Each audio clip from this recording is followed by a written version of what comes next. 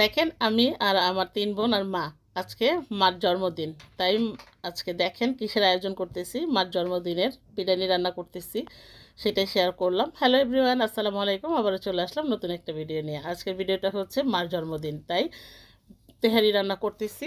আর এদিক দিয়ে দেখেন মা অনেক রাগ করছে, আর আমরা সবাই মিলে মাকে রাগ ভাঙানোর চেষ্টা করতেছি। মানে বলতে গেলে আজকে সারাটা দিন আম্মার সাথে কথা বলি নাই, সবাই প্ল্যান করছি যে আম্মাকে সারপ্রাইজ দিব। এখন আম্মার কথা হলো যে আমরা আম্মার সাথে তেমন কথা বলতেছি না, কি করতেছি না করতেছি কিছুই বলতেছি না।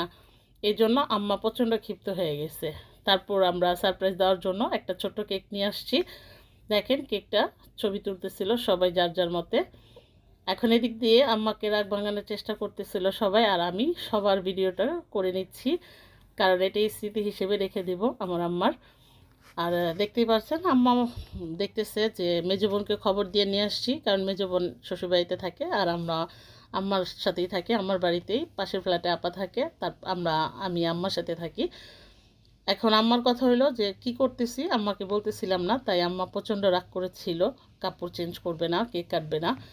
এখন চেঞ্জ করছে, আমার বড় ভাগ্নি চলে আসছে, চলে এসে ও কাপড় চেঞ্জ করাইছে, তারপর বাসাইছে। এখন আম্মা তো কোনো কথাই বলতেছে না, কারণ আম্মা শকড যে আমরা তার সারপ্রাইজের জন্যই তাকে কিছু বলি নাই।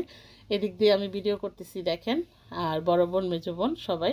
এখন আম্মাকে ভিডিও করার জন্য মানে কেক কাটার জন্য বসাই দিলাম। দেখেন সে বসে আছে রোবটের মতন, কিন্তু হাসি নেই মুখে।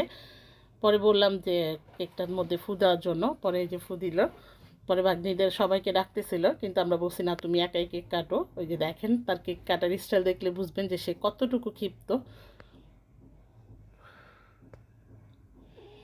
তারপর সে নিজেই কেক কাটলো, কেক কেটে তারপর আমরা বলতেছিলাম তুমি নিজেই খাও।